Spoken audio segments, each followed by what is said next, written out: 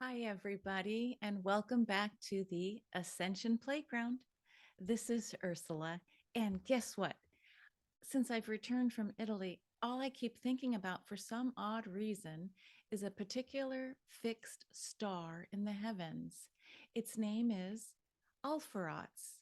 And for some reason, it just keeps coming up. I wake up and I think Alpheratz.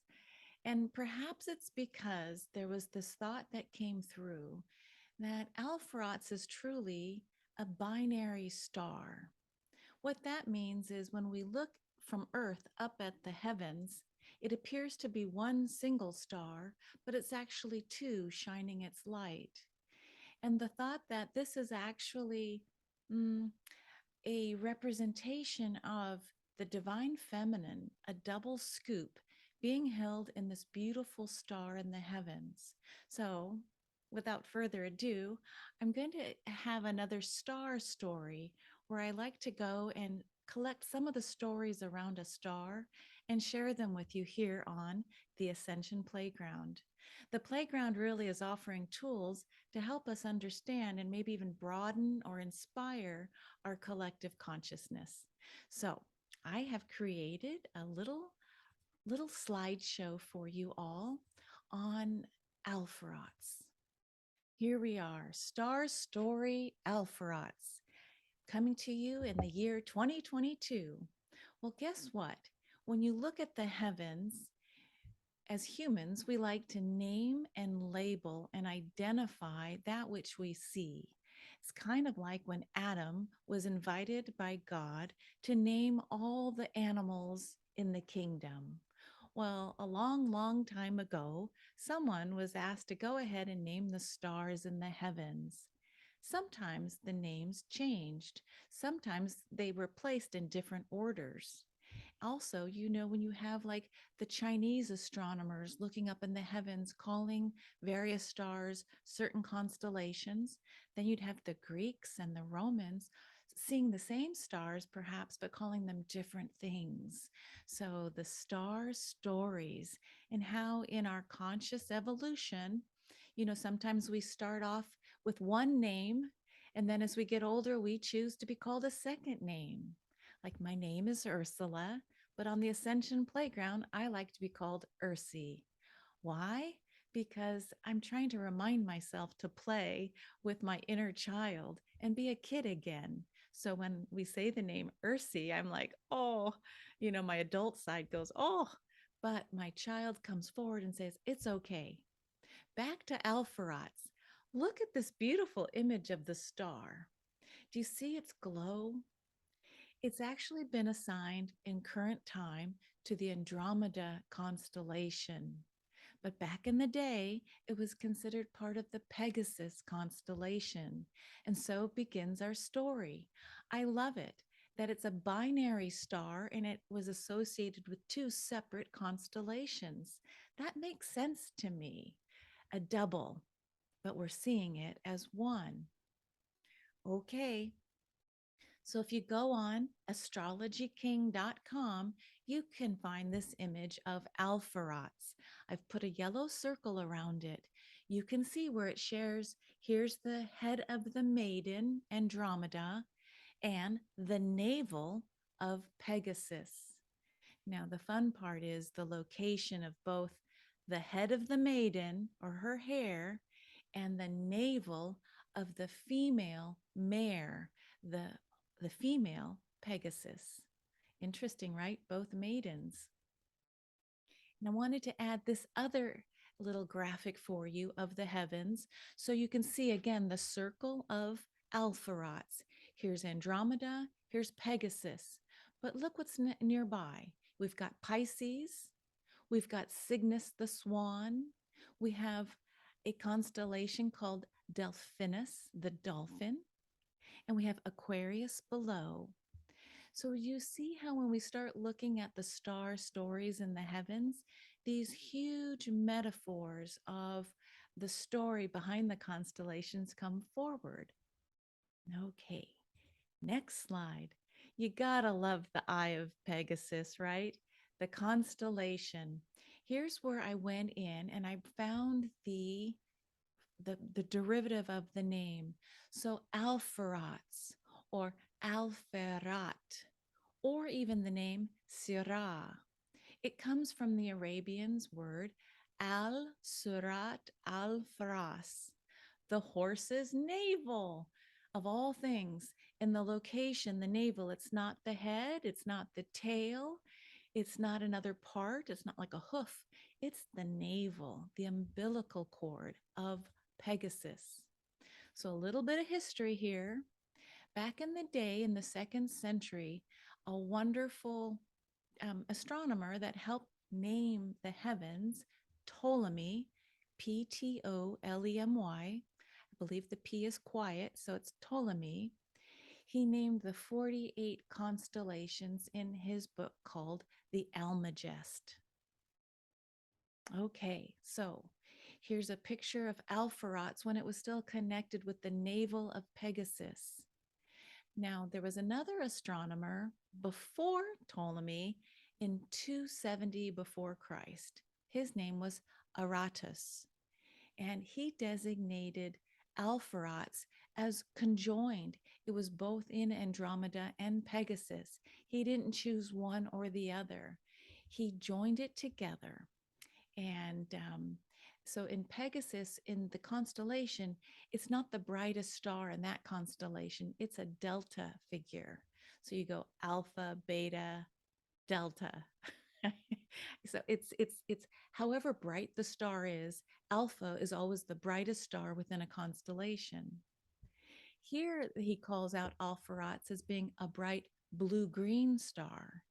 But when you read in Astrology King, it calls it out as a white purple binary star. So whether it's blue green or purple, we're talking about the same star, Alpheratz. So, what is it to be both the head of a princess, a chained princess, and also the navel of a flying horse? Look at that. Look at that duality. A chained, stagnant princess to a rock. So she's static, but then, and it's in her hair. But Alpheratz with Pegasus is flying. It's Jupiter. It's flying through the heavens. Okay, so you've got that kind of duality of two constellations, two two ways of seeing it, two different colors people are talking about it. But when we talk about the symbolism of the horse, let's put Alpheratz and Pegasus for a moment. The horse has a deep meaning, a symbol in the human psyche. Our subconscious sees horse as the metaphor for freedom. The wild horse, free and wild. Um, so this a love of movement, speed, and freedom. Now, when it's in the hair of the princess, it's more attributed to heightened mentality, the feminine, the thinking of the chained princess. Interesting. Had to bring in the picture. Here's Andromeda, one image of her. You can see where Alpheratz is located in her hair or the crown chakra. So don't you like Andromeda? Here she is chained, waiting to be eaten by Cetus, the sea monster. To no fault of her own, she was chained because her mother bragged about how beautiful her daughter Andromeda was. So she ruffled up some feathers by the sea nymphs. The mother of the queen said, "My daughter is more beautiful than the sea nymphs." So the sea nymphs said to their father, Neptune, you have to punish her. She can't be saying her daughter is more beautiful than we, the beautiful sea nymphs. Well, so as punishment, Neptune sent Cetus, the sea monster, to wreak havoc on the king and queen's land in Ethiopia. So, as the only way out of that tunnel was for the king and queen to offer their daughter Andromeda as sacrifice to the sea monster. Okay. But moving back to Pegasus, For those of you who enjoy now learning about the constellations in the heavens, there is what's called the Great Square of Pegasus in summertime in the Northern Hemisphere. You can see that Alpheratz carries one of the corners. It's the far left corner of the square. So do you see how this star not only carries two constellations, but it's also considered one of the bright shining stars of this potent square of summer? Now, if you go onto astrologyking.com, you can look and understand where does Alpheratz sit today. In the year 2000, you can look above and see the blue word Alpheratz. In the year 2000, Alpheratz, the fixed star, was sitting at 14 degrees of Aries, 18 minutes. Because it's fixed, it doesn't move very far. So in the year 2022, we're really looking at the same or similar kind of degree. So if you are an astrologer or you know how to read your natal chart, look for 14 degrees, 18 minutes of Aries. And if you have a planet or an aspect that is an orb of 2 degrees, 10 minutes, either way, then this star, Alpheratz, will have some special meaning in your natal chart. Now I had to bring in Vashta.com, her beautiful imagery of Andromeda and the Andromedan Starseeds. When you look at this image, of course, you think of the most beautiful star seeds of this violet lilacian light. If you want to tune into Alpheratz in the Northern Hemisphere, mark your calendars for April 3rd in the daytime or October 3rd in the evening to meditate. You have access all year round, but on these two dates, the sun conjoins or is an exact opposite to Alpheratz. Again, freedom is everything for the Andromedan Starseeds.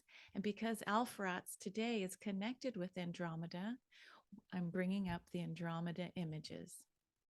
Okay, this is my last slide to share with you to remind you that Alpheratz is a binary star. Two or more stars that are shining their light, but from our Earth view, it looks and appears to be one. So we name it Alpheratz. It began as the navel of Pegasus, the mare, and today it is seen as in the head or the hair of the crowned or chained princess Andromeda. Some even have called it umbilicus Andromeda. I kind of like this image and I kind of like that name because as I started this little chat, I talked about 2 scoops of the divine feminine energy in Alpheratz, right? So here it goes. Let's play with some of the metaphors and the symbolism of this star today in 2022. The divine feminine, here she comes. You know, Alpheratz, thank you so much. What does the umbilical cord represent? I'm giving a shout out to subscriber Kathy, who reminded me that, yes, there are meridian points. And this idea that the Tantien, this beautiful, when you study yoga and some of the Eastern narrative, this idea that we're all connected through our Tantien, which is like in our navel area, to all our ancestors, to all of our past, previous lives, our future lives. This Tantien is a connection point, but it's through basically our umbilical cord. It's kind of a metaphoric umbilical cord on a spiritual kind of woo-woo level. But think about it. All living beings, all mammals have a belly button that remind us that at one point we were connected to our mothers.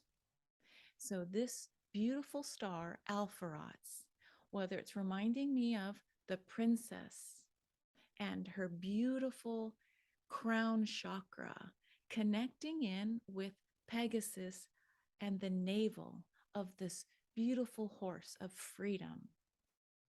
I'm going to stop sharing for a moment. So, what could that mean for you, my friend? If you have, let's just say, your origin, you go to galacticastrocharts.com with Julia Balaz, and you find a very strong significance to how you came into this lifetime with Alpheratz in Andromeda shining so brightly as a binary star. What could it mean for you if it's conjunct your sun, conjunct your midheaven, if it even holds a conjunction, which is speaking to this merged energy? Wouldn't it be fun to know if you hold this double dose of the divine feminine, of the winged horse, the umbilical, the navel of Pegasus, along with the beautiful crown chakra of Andromeda? Just sit and think about that. How would you play with the double dose of divine feminine energy in this now moment? Are you ready to play? Let's go see. Anyway, galacticastrocharts.com, or you can even Google galacticastrology.com for Julia Balaz and her free online calculator. I know I get so excited talking about this, but it's time now for us to perhaps look up into the heavens and not see ourselves separate, but if we invite in the energy of the narrative of story, these star stories, to perhaps help us navigate, help our family members, help our friends, help anyone who comes across our radar to say, did you know you've got this bright, shining Alpheratz sitting within your energy field? When you bring it to your attention, are you ready to play? Thank you for joining me on the Ascension Playground. I trust and pray that your day is filled with light as it guides you onward. See you next time, friends, on the Ascension Playground. Bye for now.